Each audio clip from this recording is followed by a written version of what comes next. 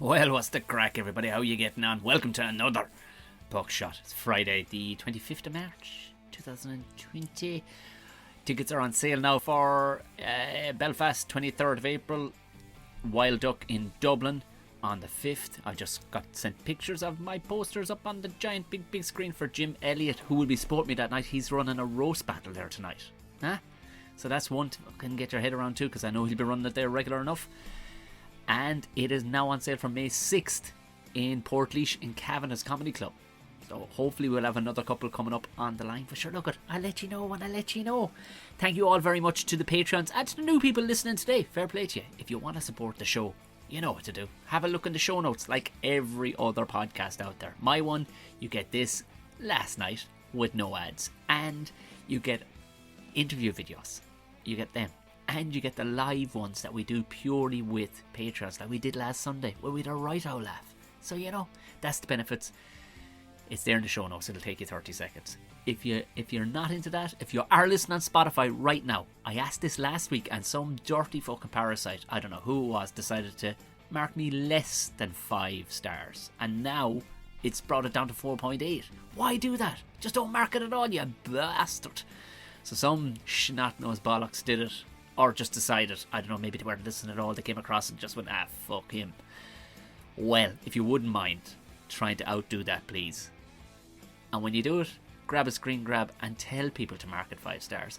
No fucking nothing else. It's not of any benefit. It's not Rotten Tomatoes. Nobody's going to go, I don't know about this. I think I'm helping the public here. You're fucking not. You're fucking ruining what was a perfectly clean bill. A 5-star straight. So we'll ramp it back up again if we can outdo whatever scumbags did that. Please, it helps nicely. It's of no benefit to anybody. You know, only some fucking old troll. That's all it is. Anyway, if you would do that, and if you are listening on Spotify, hit the bell, the little bell icon beside the main page, and that way you'll get notifications when these ones come in. So that's all that. Right, moving on to today's guest. I've known this chap for ages, and you know what? We always have a great bit of crack. He's a pure sound, great crack, funny whore with just a great story. And I'm not joking with you. We had some powerful laugh doing this one. The ball didn't hit the ground once. I've done a couple of podcasts with kind of people who weren't comics and stuff like that, and you say, oh, what happened? Nah, ball didn't hit the ground once through this whole thing. We had an absolute blast of a time. So sit back and enjoy the brilliant Brian Gallagher. We're up and rolling. B. Gallagher, how are you? Not too bad, Tom. And yourself? Great. I love that I just pretended like we haven't been talking for 5 minutes beforehand. Yeah. We just bitched about 95% of the Irish comedy community there, which is great. Yeah. Enjoy that now. Now we'll get on with the whole pretending we're nice people thing. That'll be in the Patreon cut. Yeah.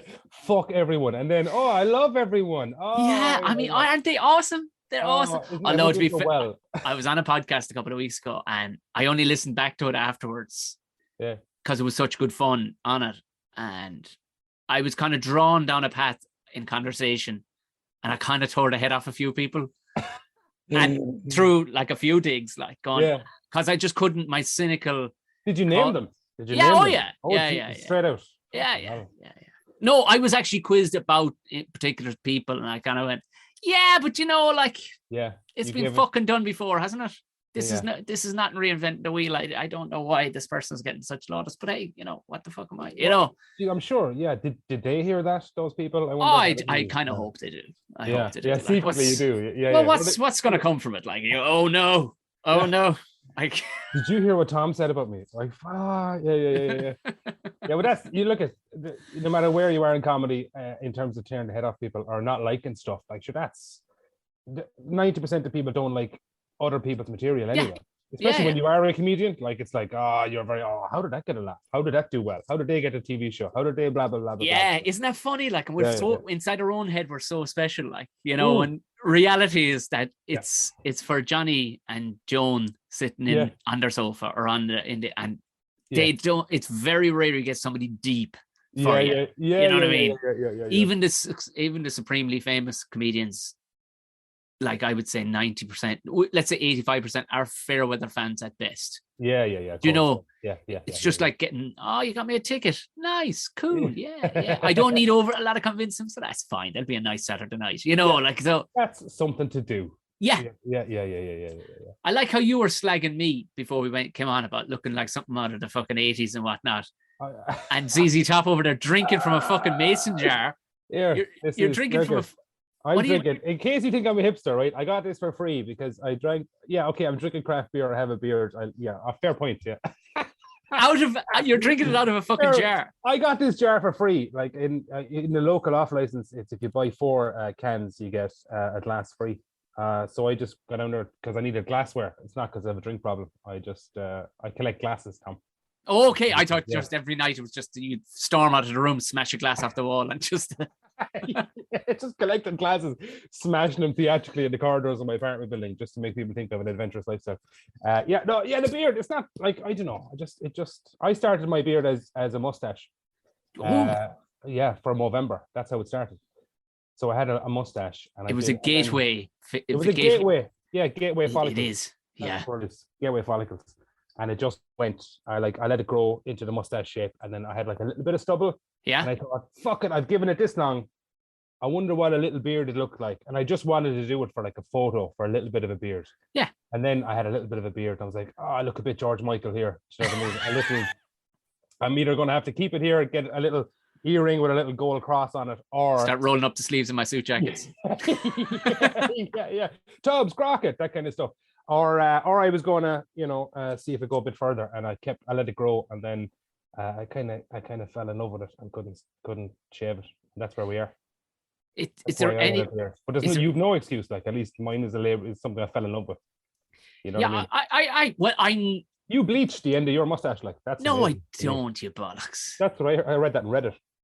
Do you know what? The amount of people that have asked me, genuinely, I'm standing beside me where you can clearly see it's just fucking grey hair. It's called age, people. But it came as a surprise.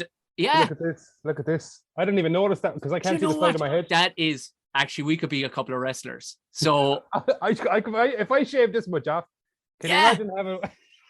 That's amazing. So Brian, for the audio listeners, Brian's what would be his mutton chops of his beard. The rest of it is dark, and his mutton chops are snow white. Like for all intents and purposes, I have a biker long schmig.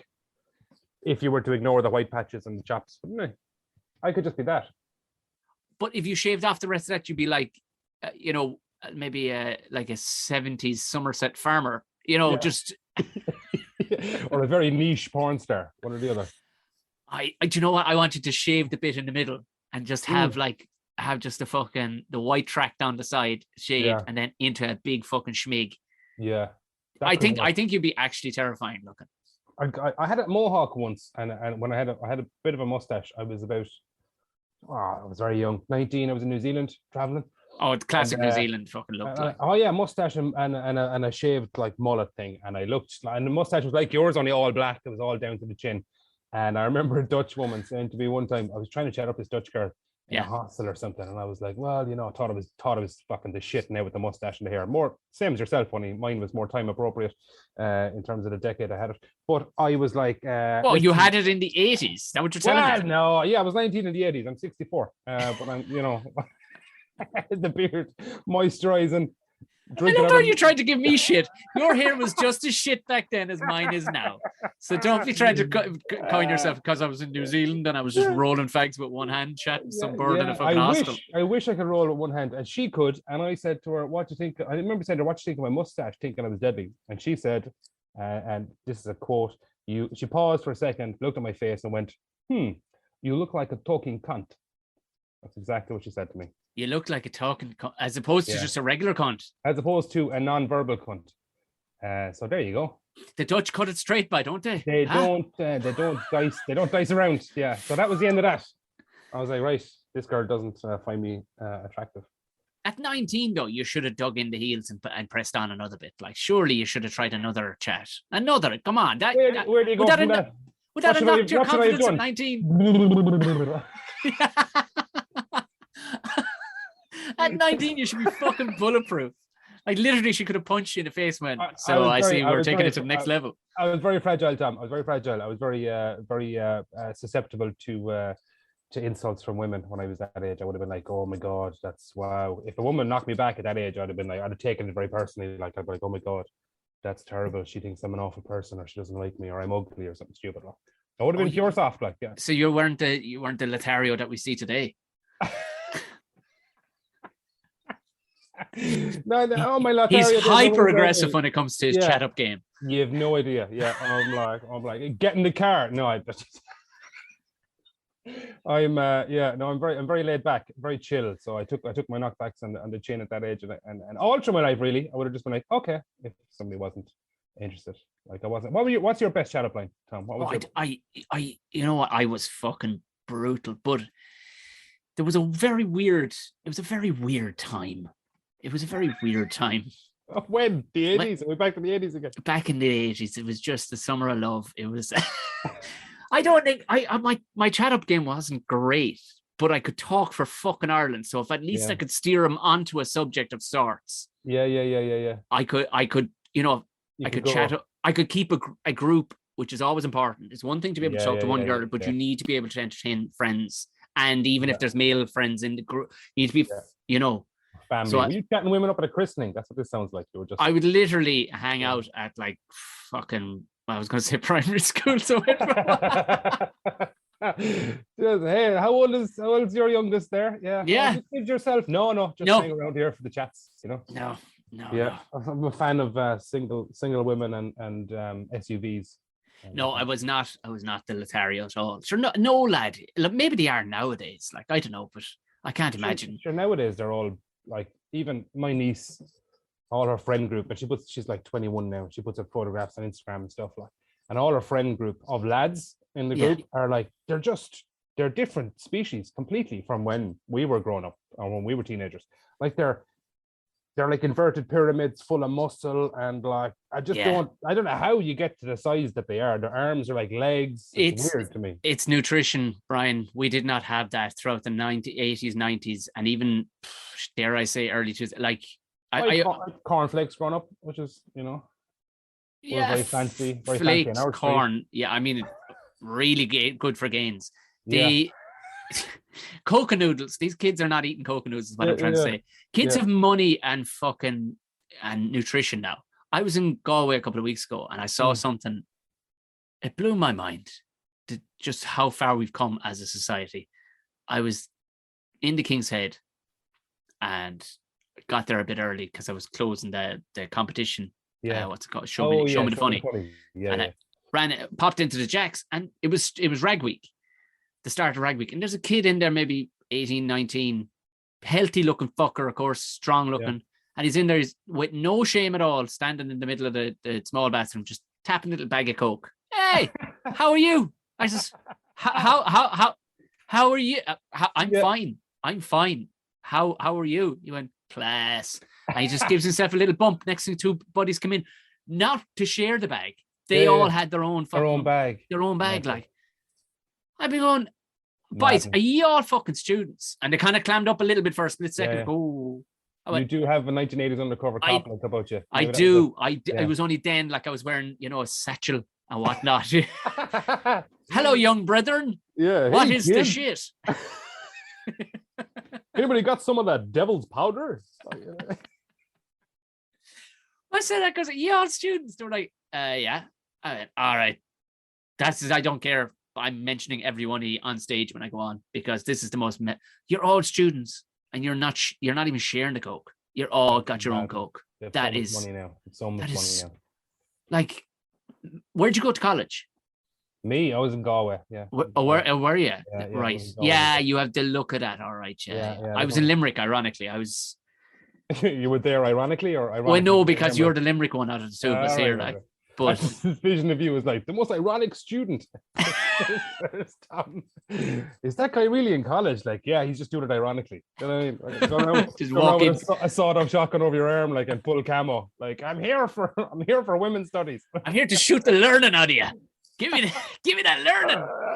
But well, yeah, like, I mean, I thought we were fucking rolling in it.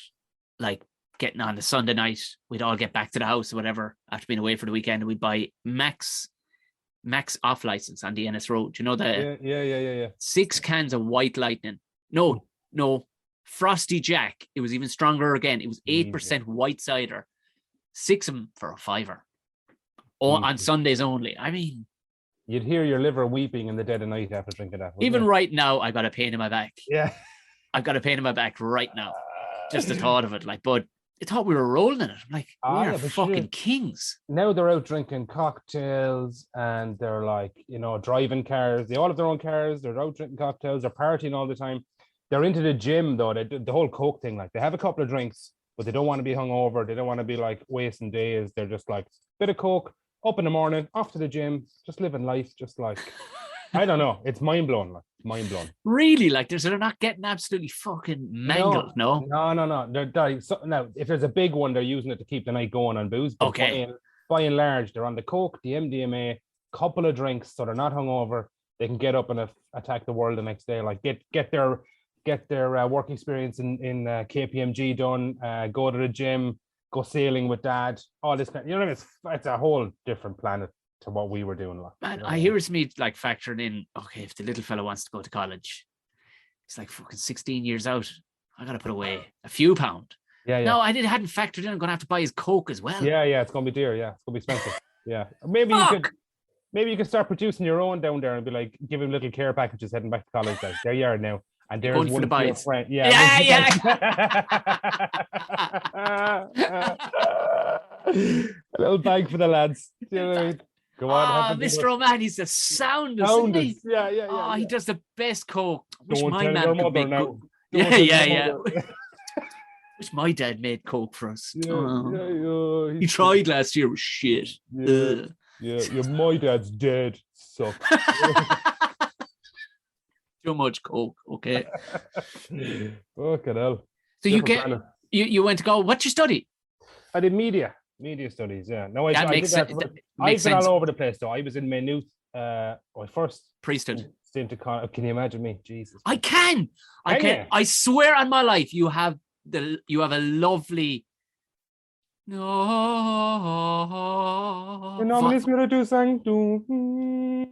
I'm actually going to put some reverb on that afterwards because that'd be lovely. Beautiful. Oh, nice. That'd be lovely. Yeah. It's because the throat sound is quavering out through the beard, and the beard. Beard gives it a certain resonance, almost like a follicle sound enhancing curtain. That is amazing because that takes the Mongolians like years to learn how to throat sing. But that's just grew a beard, started drinking. That was it. So you went to Maynooth.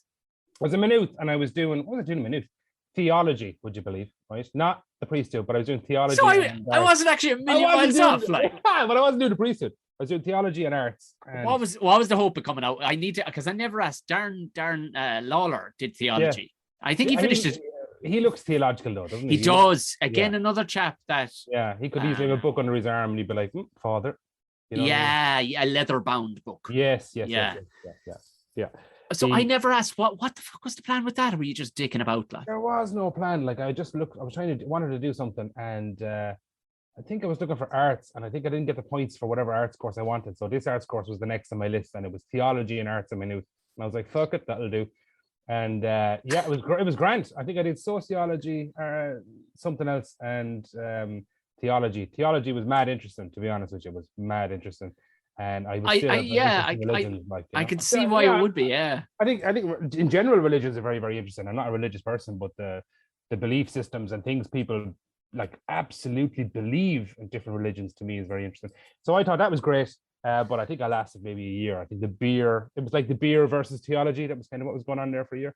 So I think I dropped out of that after a year, and I ended up going back later to do media, and then I went back again another time to do PR or something.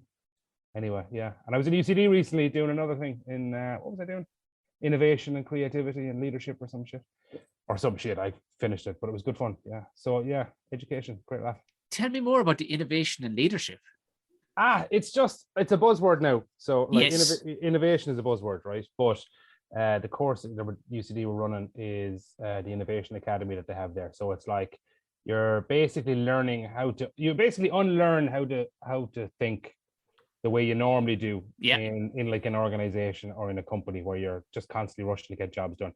And it makes you come back to how do you creatively approach a problem and new ways of working. And it was very interesting, to be honest with you, and very, very good. There was some senior cops on the course with me, some senior guards. So the guards are sending their people there to do these courses, and a lot of state bodies are sending their high up people to do these courses as well. How to think differently, how to think creatively, adapt. And this guy in the middle of all you, like me in the middle, yeah. How are you doing, lads? Big fucking terrorist, then yes. Oh, sorry, I was at a gig last night. Anyone got the notes from last week? Like, but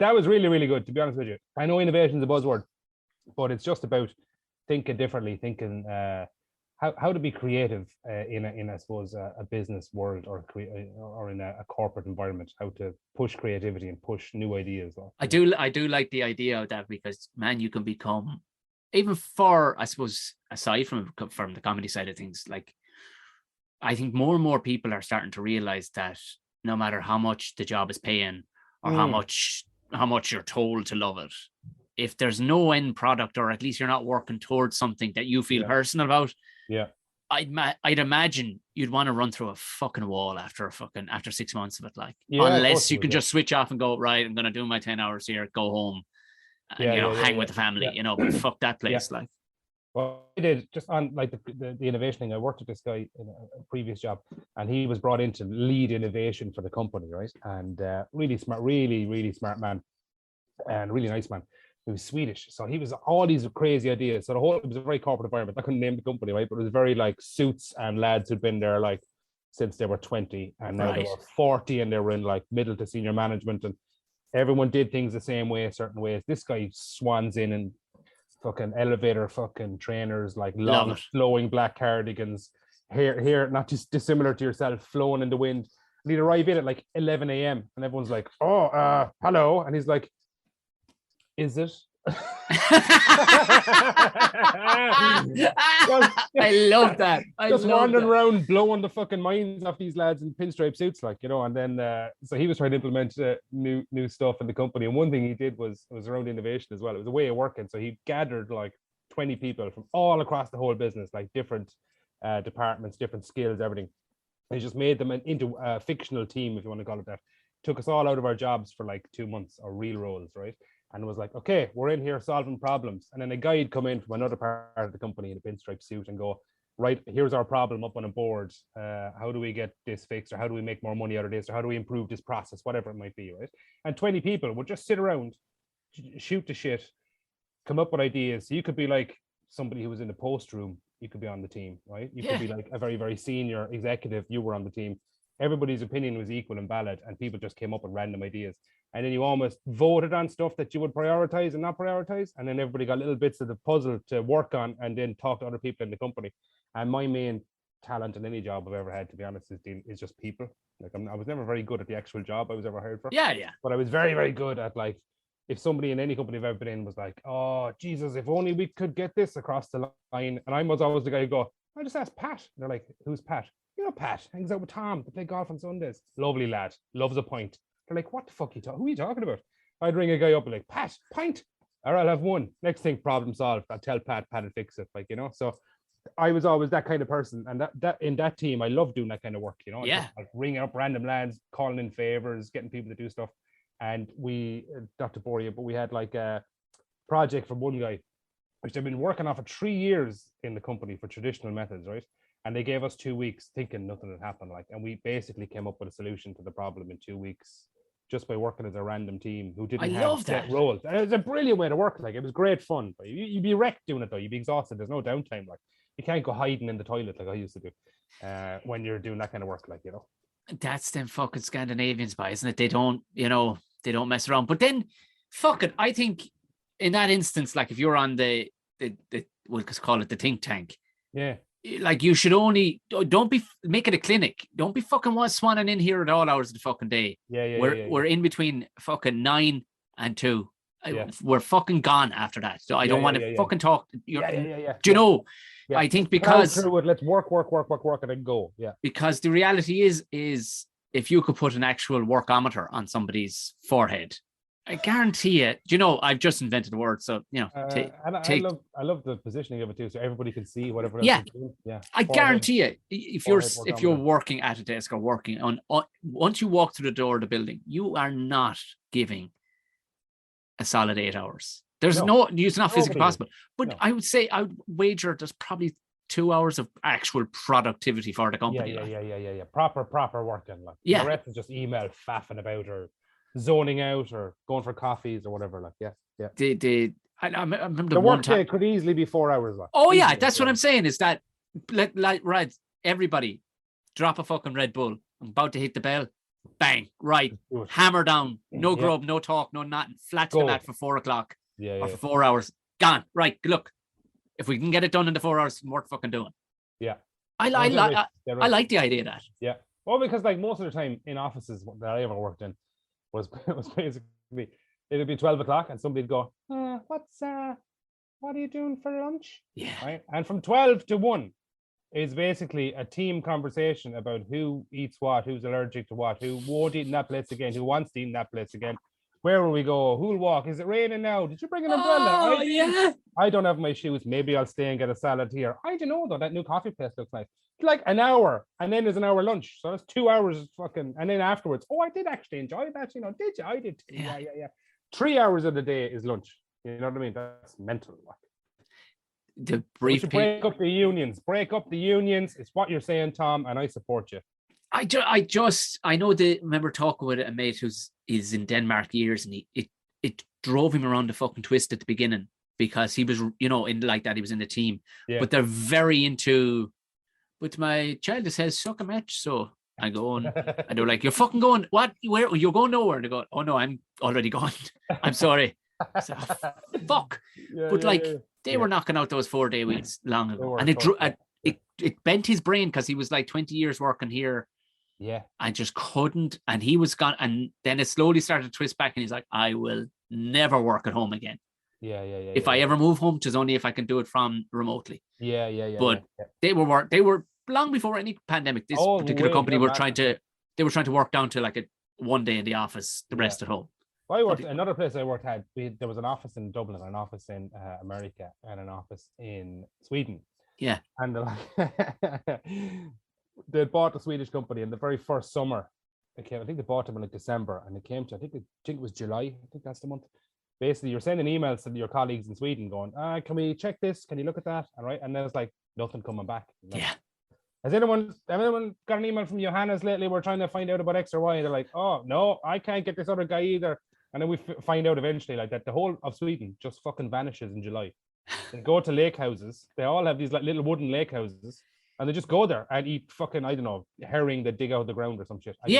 It's mad. And they just sit on a lake for a month. I love enjoy life. Like that was it, just gone. But that's why they all look mint. Yeah. Oh, sure, they're beautiful people. That's why it isn't they've got better fucking herring than us. They've literally got. They weren't picking spuds in the rain. No. Well, and picking spuds for somebody else in the rain either. They were eating them spuds themselves.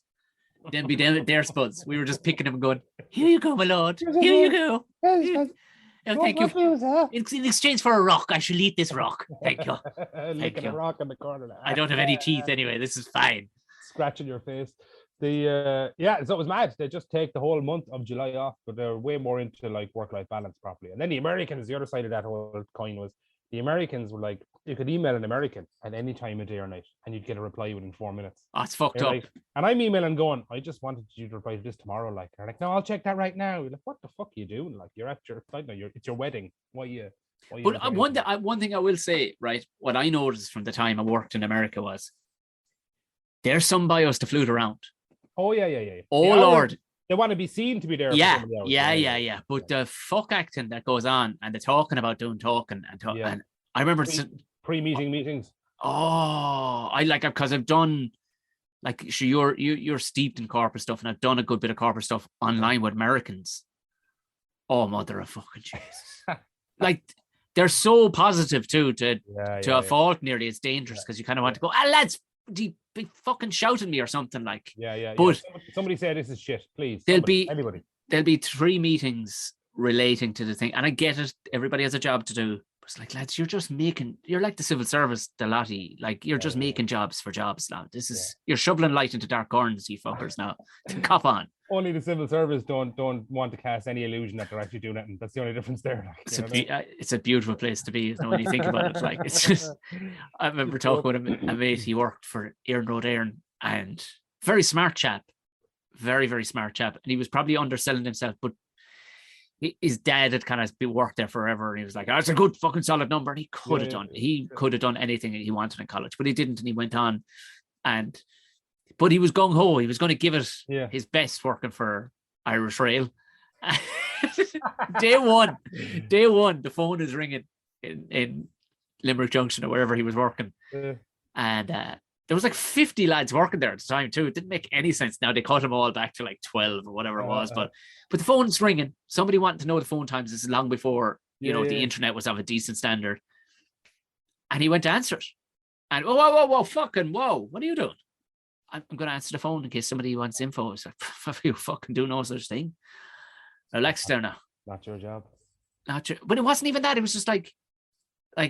Don't answer. They just wouldn't answer. No, just don't answer. That's a job, a possibility of a job. And if you start doing that, then before you know it, innovation will start, and we'll all have to come out from underneath the rock that we're living and earning a fortune for. Oh, they were well paid, man. Yeah. Like lads having paid double time for full on sleep, like sleeping.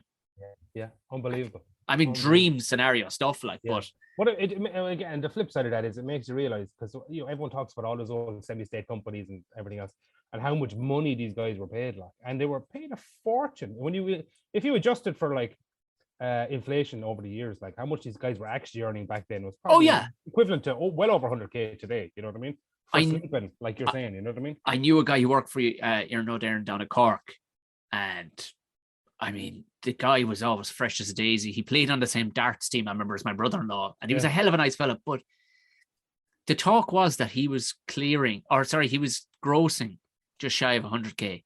Wow. And this would have been 2004, 2005. And he was, it was literally, he'd done enough courses. The sort, and as you went up the ladder, but really actually you gained no responsibility or no further position bar. You were accredited, so being accredited, you had to get X amount as a result of it, and then it was basically overtime was just triple time, like on certain days, like so. Isn't that where the unions ruined themselves though? Like, because the unions were like, all about the working man, and then all of a sudden were essentially all about the public service and big semi-state companies, and it was like fighting for the right of a lad who's asleep to earn 96K as opposed to fighting for the rights of an office worker out of college to earn more than 20. You know what I mean? Yeah. Like, hello, there's a big fucking, they lost the country in that way, I think, but anyway. Yeah, I know. I was just doing research for, we won't go too political, but your man, So you're recruiting me here for something. We won't go too political. Brian. So we have this militia we're thinking of, Brian, and your beard would fit in perfect. I knew it. I knew that's the only reason you wanted me. The beard. Lads. But I was watching your man, Eamon Ryan, like talking, because I wanted to do a bit on the Ramble Pod, like, and I was going, if anybody hears this, like it's purely for patrons, and a lot of them are abroad, they'll go, like, have you heard the shit that guy comes out with? Like, what they do? Yeah. So my feelings on Eamon Ryan are very mixed, right? So it's interesting to bring him up. I think he's a very good guy, I've one of the few honourable politicians in terms of he says what he thinks and he believes what he believes, and he's not trying to pretend to be anything else. But he does come out with some awful clangers, like some awful South Dublin clangers. Like. Which is what, to me, like, I get it. He does seem like a genuine fella, but almost like Tim Nice but dim. Yeah. I cannot believe that he's getting really well paid. That's what's killing me more than anything. It's like, you're on like, I wouldn't mind you at all.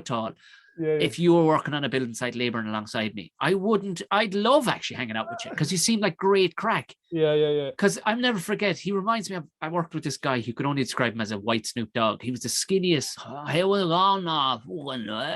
He was hilarious, but I remember him, he just turns to me one day smoking a joint while he was stacking these blocks, and he says, fucking disgraceful, isn't it? I said, what's disgraceful? And he never answered those kind of questions. He just went in his head, whatever he was thinking was disgraceful. And he went, I mean, what would Sherlock Holmes say if this kind of carry on was going around now when he was alive? You know what I mean?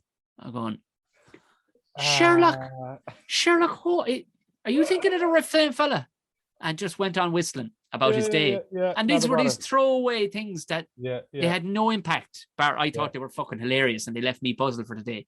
But he seems to be standing in the Dáil and saying things like, I think all rural villages should get one car to share. I think that'd be the right thing to do. This, never been south of the Red Cow, like, and you're going, you actually said that. You actually said that. Like, there's a clip of him going, yeah, sure. I mean, this is the Soviet Union. No, USSR. No, they're going, fucking Russia. Damn it, Russia.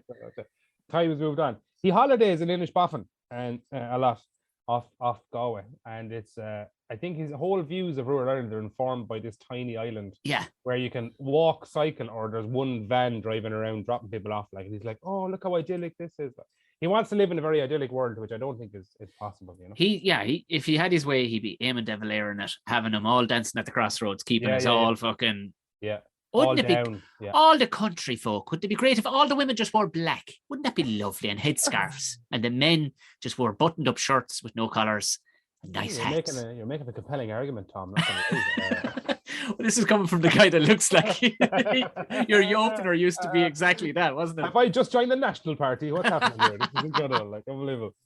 What part? You're not from Limerick City, sure? You're not. No, God, no. I'm from Foynes, West Limerick. Oh, cement factory. Road, Kerry. Cement factory's Mungret. So you're going on past the cement factory. Keep going out the coast, the port, Foynes.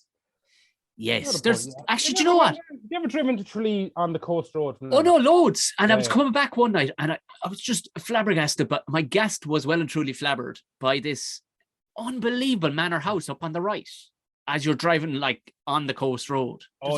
That's Glen Castle, isn't it? That's it. Yeah. Yes.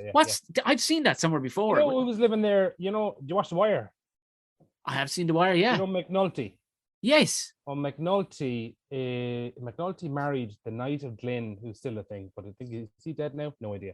If he's not, he's probably on display. Who knows? Anyway, so he married the Knight of Glyn's daughter, and they were living there for quite a while. They took over the house. Very expensive to run these big old, as you'd know yourself. Yeah, of course. Yeah, how to run these big old houses on vast estates in the countryside. As I said, you all too familiar with it yourself, But. Hello, sir. Typical cap, sir. Hello, morning, sir. Hello, Mr. Mahoney. But so he was living there for ages, and Glyn is a town that is a classic Irish town insofar as it's the nearest town to that castle you're talking about, which is amazing views over the Shannon Estuary, beautiful views. That drive is incredible. But the town of Glyn is like perpendicular to the views, and it's like the whole town just faces each other all the way up, like away. Yeah. Even your back garden can't see the sea. It's just like makes no sense.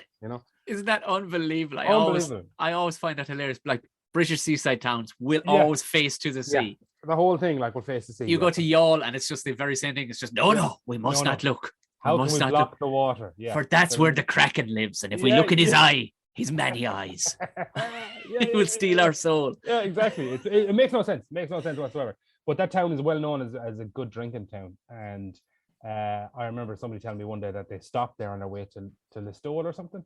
They stopped in Glyn for like early pints. They were heading on a stag or something, so they stopped halfway, a few pints, and they're inside in the pub, and like they just kept recording videos of going McNulty's in a pub in Glyn, and we don't even know where the fuck Glyn is, like, and there was McNulty like just supping pints of a Tuesday afternoon in Glyn, like having the crack with the lads, So yeah, that's Glyn Castle. So there's a link to The Wire. So yeah. By Jesus Christ. Well, now, thank you very much. Because I did not know. I was just going, fuck, I've seen that. I think it might have been on one of those Lords and Ladles. Do you remember they kind of cook I think it was on something like that before. It might have been, it might have been. I know it was on Nationwide a couple of times, that, the TV show that does all the rural Irish stuff. I would have loved to be on. I think I would have been perfect for Nationwide. You'd be a great Nationwide roving reporter. I think I would. Here's Tom from the Foxhole, that kind of stuff. Yeah. But they never, and I chatted with your man, the big fella. What was his name? Oh, the tall. And he was like, "Do you know what? The idea of it is a good idea to have a bit of a light vibe." Like, but no, they were down the stuffy. I had no fucking hope. Anyway, it was very much like, let's send somebody who speaks very elegantly but can still understand the natives. It had that kind of feel, you know what I mean? Yeah, like an expedition into the Amazon. Do you know what I mean? Yeah, like they're Relax, talking to cameraman. I speak your language. Oh, I do bungo di da. I was like, what the fuck? Like, where are you? I'm in Tipperary. Do you know what I mean? It's like I know they were standing there, a Helly Hansen jacket, like, going, oh, I fork silage myself all the time. All the time I do. Yeah. And you're like, no, you don't. You have staff. We'll just stop. Like, anyway. Staff who fork silage, but you don't even have a farm. You just pay people to fork silage. I know. As a hobby. Yeah. So was it first in New Zealand? Then you were like, how? So where does college factor into you in New Zealand with a mohawk? I was in New Zealand for a year. Then I came back and went to college. Then I dropped out of that. Then I went working. Then I went back to college. Be sketchy enough on the old dates now, Tom. Oh, don't you worry about it. That's the general chronological order of things there, roughly. Yeah. And where? What? I was in New Zealand twice. I was in New Zealand when I was young, and then I went back, just traveling again. I went back there. Oh God, must be 5-6 years ago now. I went back to New Zealand for a while. And what trauma sent you to stand-up comedy then? Trauma, birth. I don't know. I always wanted to try stand-up I told comedy. you we weren't gonna get deep, and I just for the crack I threw that in. To give me your story now first. Oh, sorry. Then I go and edit it out. Yeah. That's not something people do. Sure, it's not. Yeah, nobody would ever do that. I never heard that happen before. Yeah. No, I just want, like, New Zealand for me was, I wanted to go traveling, and I did. And I, in terms of stand-up comedy, I always wanted to try it.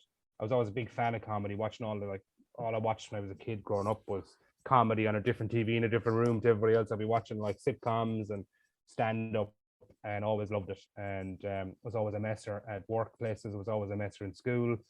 The guy with the smart remark for the teacher, that kind of stuff. And always wanted to try it. And then I was too afraid to try it for an awful long time, to be honest with you. I didn't think I'd be any good at it. And then when I did start trying it at open mics, I was not blowing my own trumpet, but I was pretty good when I started. Shit, I was about to, for you. I was sure, promising you to me myself, you were going to go, and I confirmed. Same. I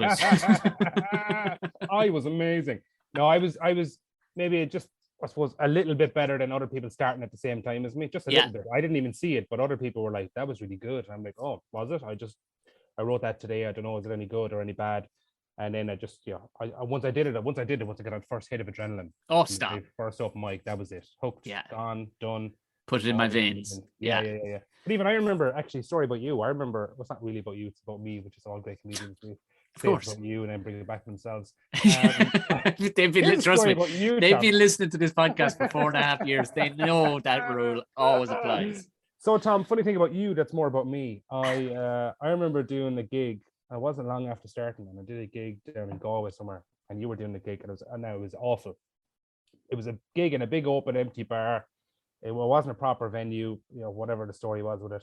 You were closing the show, and I was just doing a few minutes or whatever, and I was very nervous, and I didn't have the skills to adapt to a room or to an audience or change things up. I just was able to go from A to B, beginning to the end of my set. Yeah. And I did that, and it was excruciating. And I remember you saying to me after that, just fair play, you did well there now, but I could tell by your eyes that you're like, this lad, you just fair play to you for getting through it, you suffered, And then I did a gig with you in a rugby club.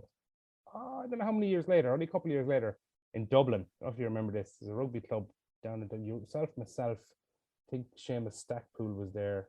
I can't remember who was running it. Was it Ian? What's his name? Was running this gig? Do you remember the gig? Ian O'Connor. Yes, I do. Was it Old Belvedere? It was something like that. I can't remember the name of it. No, it was a very posh area. It was Sandymount. But I can't remember the name of the rugby club. Railway Union. That was it. Railway Union. Yes. And I went on first, and you were headlining. Excuse me. I went on for those of you who didn't catch that. I burped. It's because I'm drinking beer from my mason glass. So I went. Your beer trapped it, actually. Sorry, I just wanted to. Yes. Fantastic. I went and I did my set, and I came off, and it was the break, and you came up to me and you said, I believe very earnestly you said to me, Jesus, you've come on a long way since I last saw you anyway, fair play to you. And I was like, and for me, having been new enough at comedy at the time, I took that as oh geez, nice one. Tom Matty just said I got a lot better from the last time he saw me. Well, people never fucking say it. That's the problem. They never they're all fucking I don't know what this lack of, I don't know, is it empathy or fucking manners, or maybe it's just self-involvement, but it's just not a trend that people do for some unknown reason. No, give somebody a genuine compliment. Yeah. If it's for me, if it's real, because you know what comedy's like. How many times you hear people going, "Great set, man. Yeah, you too. Great set. Great this, great. Oh yeah, you too." Yeah. Hang on a minute. did we all just do well? Who's delusional here? We all saw The Room. Yeah. Paul, Paul that shit now. Paul should be in a fetal position. Like he didn't get a single laugh for 15 minutes. Like that was terrible. But everyone's like, hey, good job, Paul. You know, it's crazy. So I would never give a compliment to somebody I would only compliment people when I think it's been like, geez, that was either if it's an established comic. Yes, that's what I mean. If it's an established comic who did really well above and beyond their normal do well, I'd be like, man, that was amazing, right? Whereas it's a given they did well if I don't say anything. But if it's a newer comic or an open mic or whatever, like, or somebody, you know, around my own level, if they do badly, I'm not going to go, oh, nice job, well done, because I'm like, I'm not going to. Why are we all feeding into this, you know, self-indulgent nonsense? Like, you know, if you do bad, just put your head down and just take it on the chin. Like, you know, you don't want people lying to you at the same time, you know. And that means that your compliments, when they're real, are taken earnestly and are taken as real. If you're not constantly 100% behind that, like, yeah, and that's it. Like, there's a, hey, you know, that fucking great job. I cannot. As I said before this, hence why I'm not a more successful comedian, is because I can't hide behind that veil of, oh my God, are we all doing, you know, like, I'd take way more solace if somebody turned around and went, fucking hell, what a pack of cunts, they didn't go with that one. Or, do you know what I mean? And somebody I know, you know, I go, fuck, I know. Because that wasn't bad. That needs work, but it wasn't bad. Sure, it wasn't. It was like, no, but it sucked the dick up there. It fucking did. Yeah. You know, and I could see a progression, because obviously I remember, you know, remembered you from the first time, and it was like, well, this is worth saying. Yeah. No, and honestly, you know, I genuinely, not blowing smoke up your ass, but I really appreciated that at that time, because I was at that stage when I was doing comedy where I was like, it felt no different to me from when I had just, you know what I mean? Yeah, am I pushing on at all? Like, I feel like I'm exactly the same as that time I was doing that, you know, gigs in the middle of nowhere for no money, to awful audiences, driving 5 hours round trip for no money.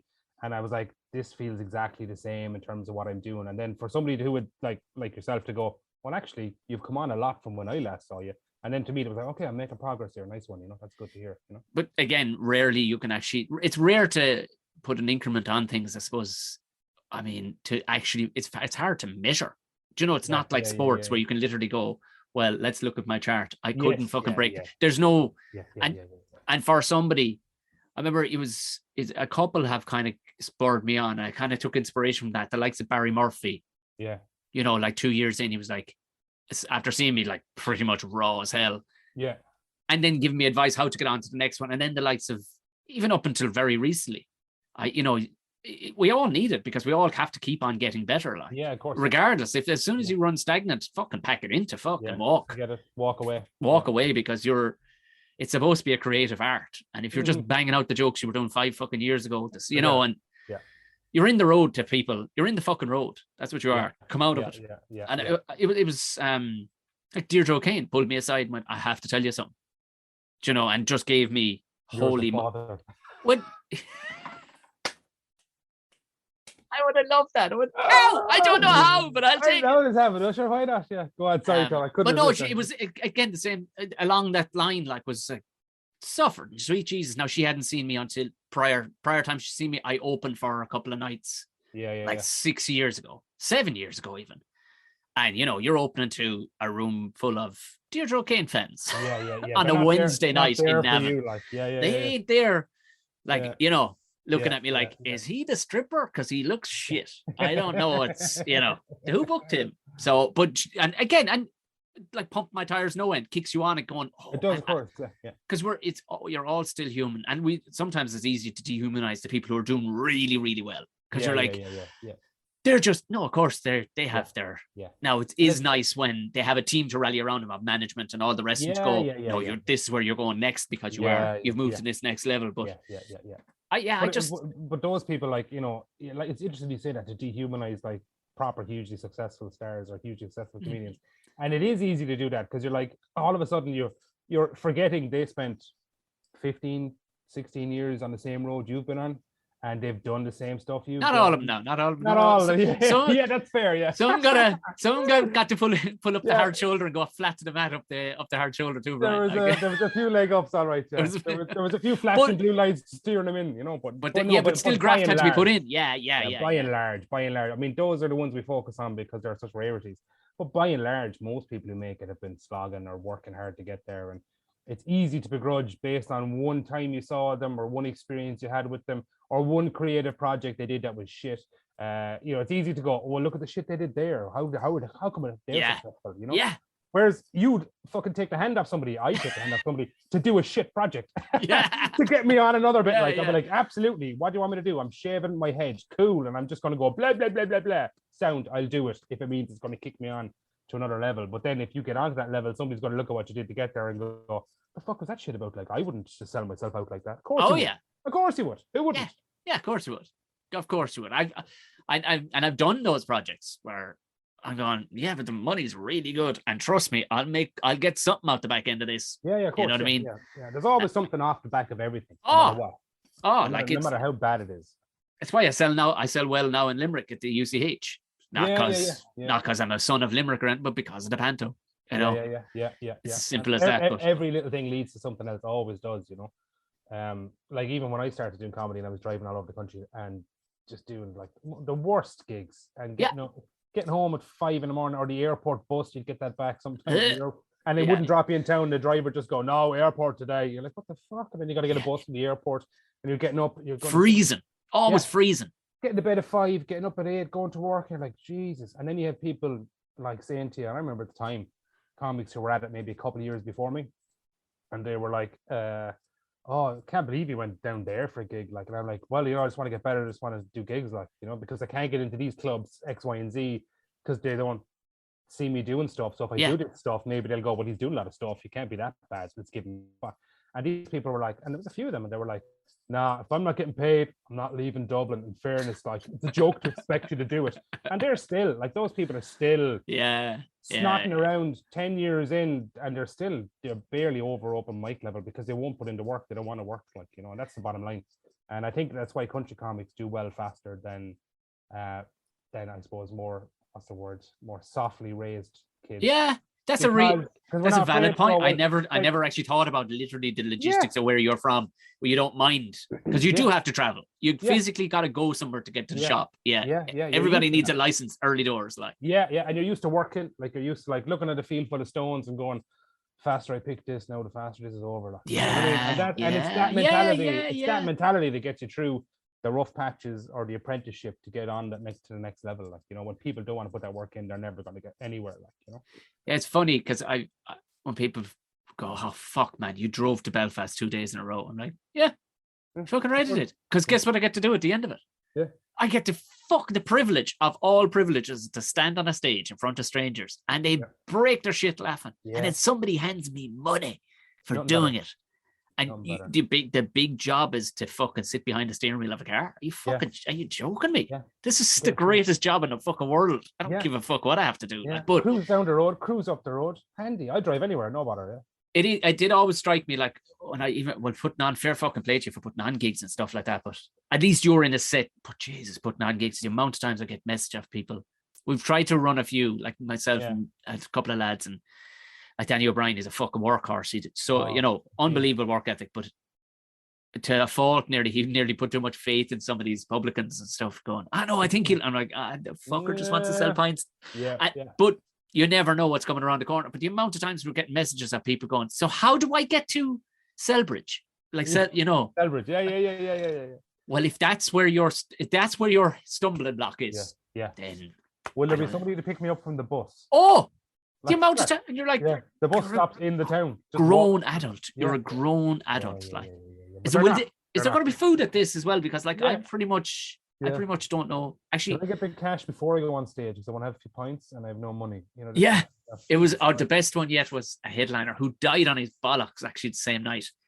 Was really cribbing about petrol money, driving from Dublin now to Selbridge, right.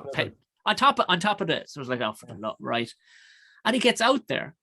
And he's talking with my brother-in-law, my pure chance. My brother-in-law is there, and my wife, and he's just nattering after or just beforehand. He's going, "This is a great gig for me, to be honest, because my wife is coming out anyway to see friends out here, so I just popped out with her, and she's gonna collect me on the way back. It's class. I'm just gonna have a couple." And you're like, you're the one fella who looked for the fuel, and you're like, would you bastard, like, yeah. would you do it? Would you fucking do it? Like, Some people are just, Now again, there's a flip side of that. There's some comics who would, if you offer them a pack of peanuts, they'd travel to a gig. Like, you're like, no, I did. And they're watching people walking in paying 25 a head, and they're going, "Is there a chance more peanuts?" Or no, actually, forget it. Forget it. I'm just delighted to be here. Really, you're like, see, two ends of the scale. Hold on, are you allergic to peanuts? Because your face is swelling. Oh yeah, no, but I will take more peanuts. But they're free. No, there gets to a point too when you must put a value on your product. Like, there's no way not to get all wanky about it, but you must put a value on your product. Value on your product, value on your time, and and different factors apply in Ireland. Like, depending if you're doing Dublin, often you get paid less in Dublin because you can double up or do a load of gigs on the same night, and you're like, I plan a little route around Dublin to do a ton of gigs. Or if you go down the country, it's kind of accepted that I just said down the country because I've been living in Dublin too long. But if you go outside of Dublin, you get like a little bit more money because it's kind of factored in that you're going to be people are paying more anyway. They typically are paying more, for comedy, and you got fuel and stuff like that to factor in. Like, so I think it all balances out. But people just I mean, running gigs, like you said, running gigs. I run a few gigs, and I'm involved in different gigs, and I love it because I worked in hospitality years ago as well. So when I run a gig, it's all about like seating people, getting to know people. It's not like a ram and pack 'em and stack 'em comedy club thing that I kind of go for. I go for the more, okay, I've got a table of 4 over here, table of 2, get to know everybody, introduce the crowd, turn it into like a little community. Lovely. Where you get people coming back again and again and again, not a pack 'em and stack 'em, churn 'em over kind of comedy club style. I do like the vibe of that. All right, we'll but tell me before I've never properly asked you because I know nothing about it, and I should, why should I? Because I'm a 40-year-old man. But tell me more about facts, because oh Jesus, yeah. I that's something like that is something along with the whole YouTube, I suppose. Wave that passed me by, because I could never see much value in YouTube for me. Now all my podcasts are up there, everything's up there, but at the same time, and I'll never forget. And you would have gotten this obviously a million times, but I'll never forget, through whatever means, I don't know what video these kids must have seen. I'm assuming it was the only super popular one that went up. It was a ghost show that I was in. Yeah. Right. I saw that on TV, actually. Yeah, it's on my YouTube channel, and I can only assume it's that one. But these kids, I was walking back from a gig in town one night, and they were only kids, like they were only maybe 17 or 18. And one of them went, "Oh, hey, that guy's a YouTuber." I'm like, I wanted to go, I'm fucking well not. I don't. Once you have a YouTube account, does that make you a YouTuber? But it was weird to be noted for purely never being actually seen, because that was something that I'm only getting my head around now, Brian, is going, oh right, because realistically, banging your head against the wall, yes, getting better by going to clubs and getting better by writing material. But the reality is, if you want to break it in Ireland, you gotta get popular online.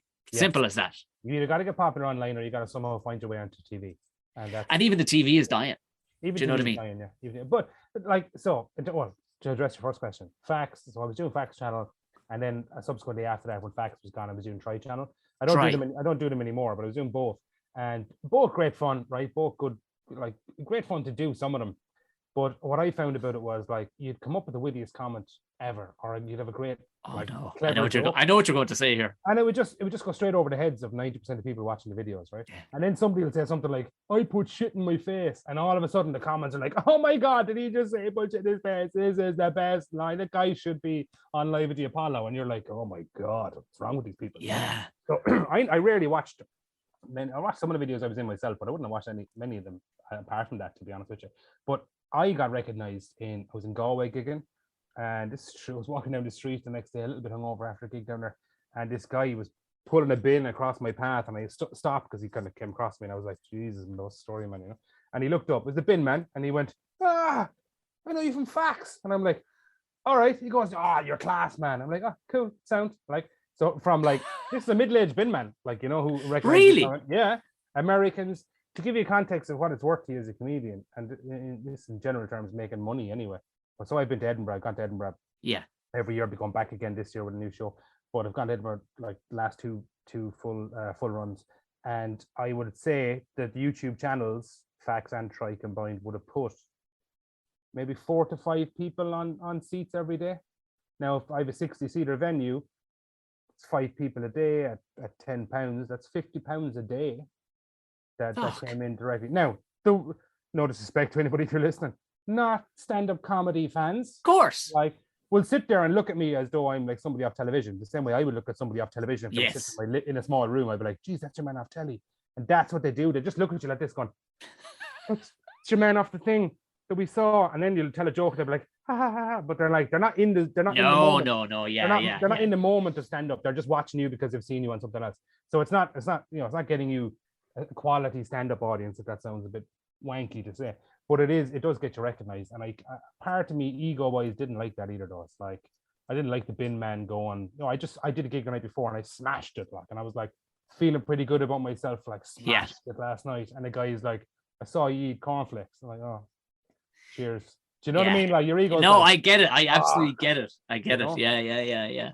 So, but yeah, if you look at podcasts, YouTube, online, to address your second question, in terms of making money or getting your profile raised or making it, breaking it, has to be online is the only way. But people have to play to their strengths as well. Like, when the pandemic happened, like, even now, if I see one more person just changing the angle of the phone to be a different person, like, and just fuck off, like, just go get off my phone. Actually, Paul Marsh did a great one the other day. Oh, that was very good. Yeah, that was very good.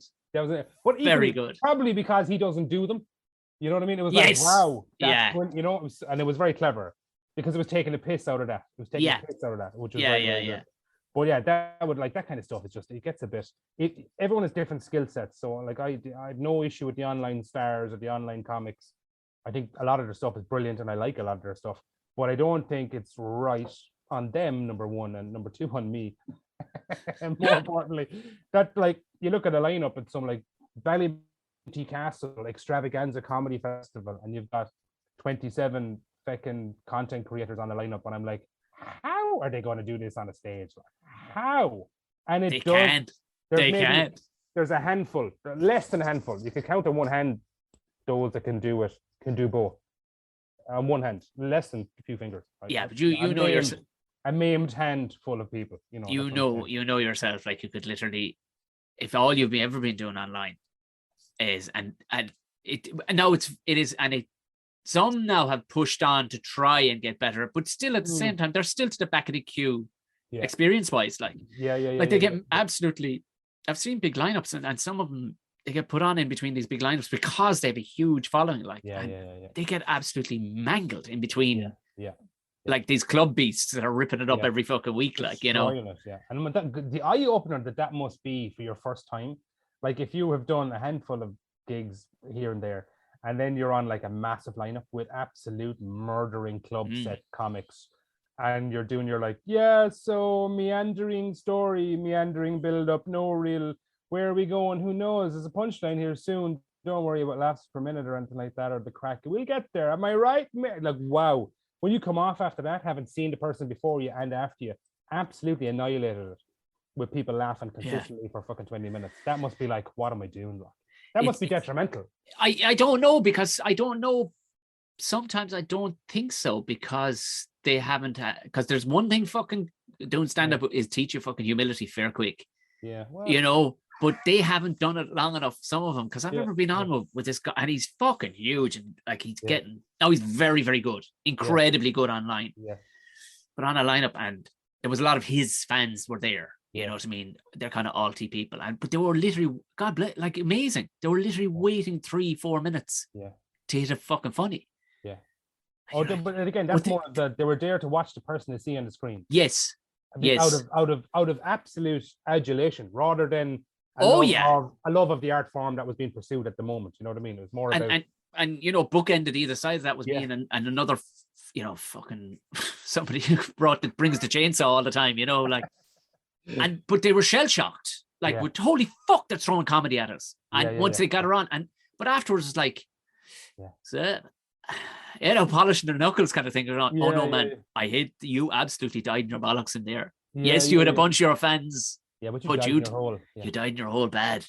You need to get better at that. You know what I mean? But, and look, those that acknowledge that, brilliant. Like, because, you know, I wouldn't sit down tomorrow, make a video on my phone that I think is a great sketch, put it up on the internet and be like, murder that there with the 9 likes. Like, you know, they should make stand-ups, put their stupid videos in between actual content creators And then vice versa, like you should have to perform at murdering club or set stand-ups, like, actual a clapometer or some sort of measure in the comedy club to rate it against. Because if you hit 1 million views on a thing, clearly you're a fucking genius and you're a legend, and people are writing things, badly spelling a lot of the time underneath this, like. But you go to the comedy club and in their head they're still ripping it. Yeah. Like, that's a lot of that. It's just, but not even that.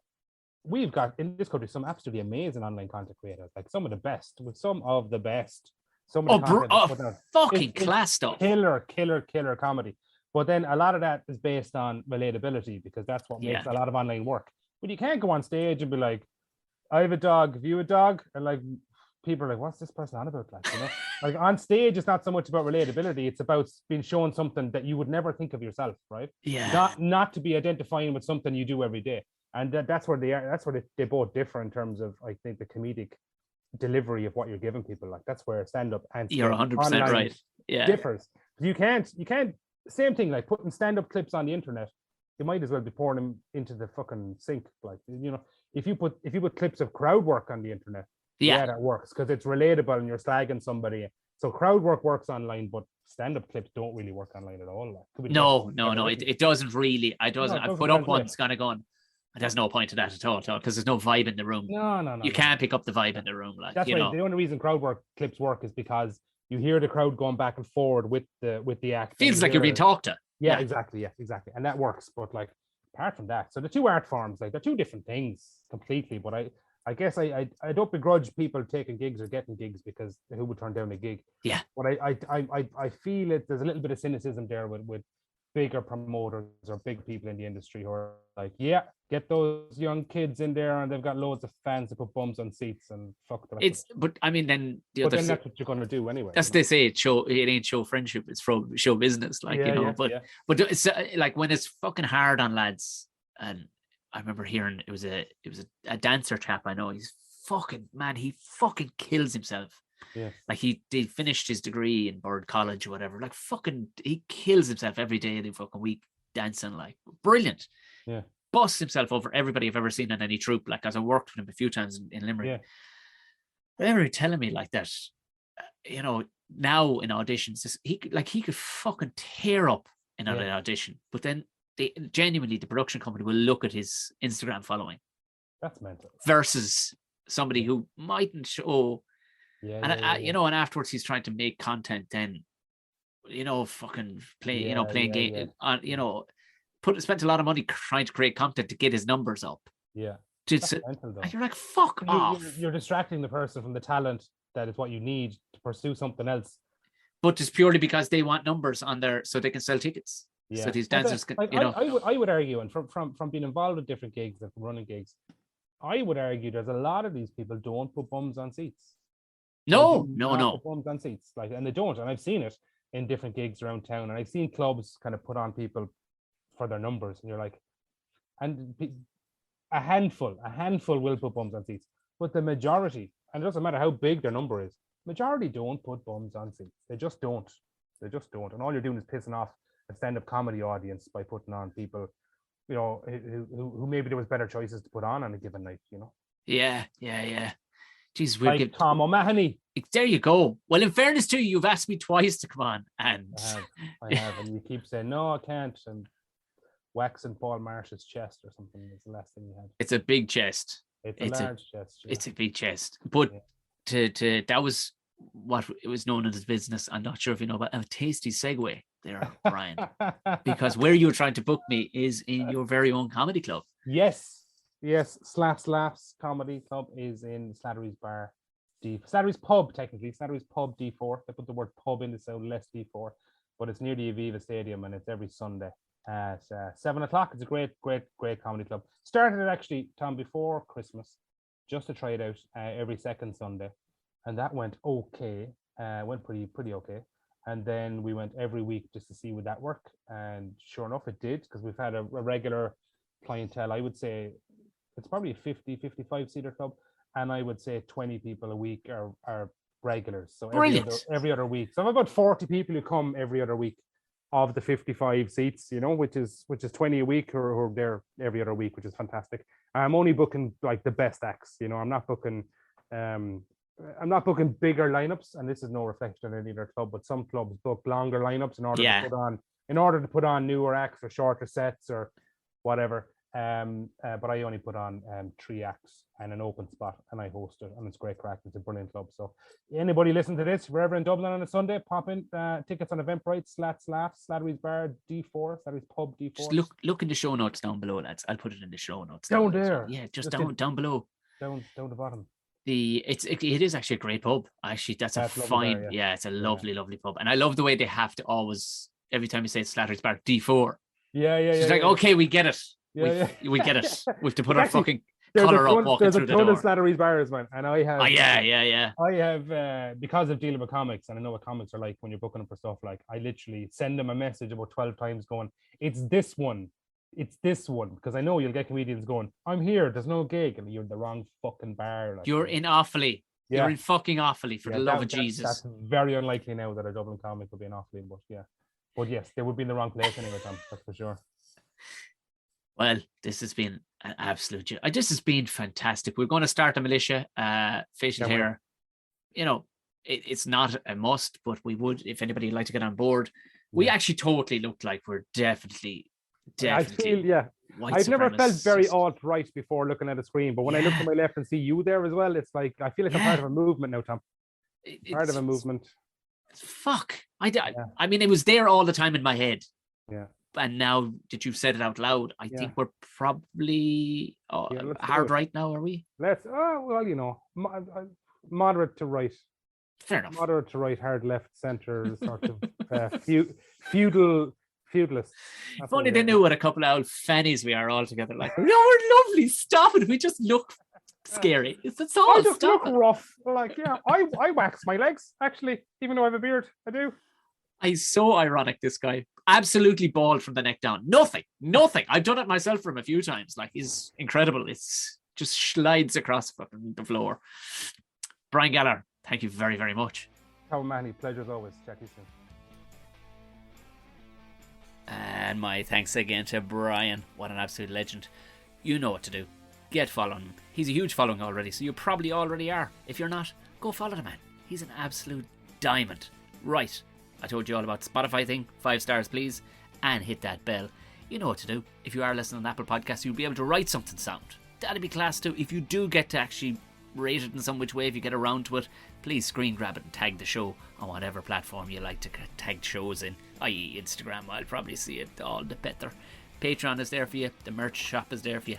Tickets are there for you. Go to the link in any of my bios and you'll find some tickets to come see me do some live comedy. Right, boys and girls, enjoy the rest of the sunny weekend.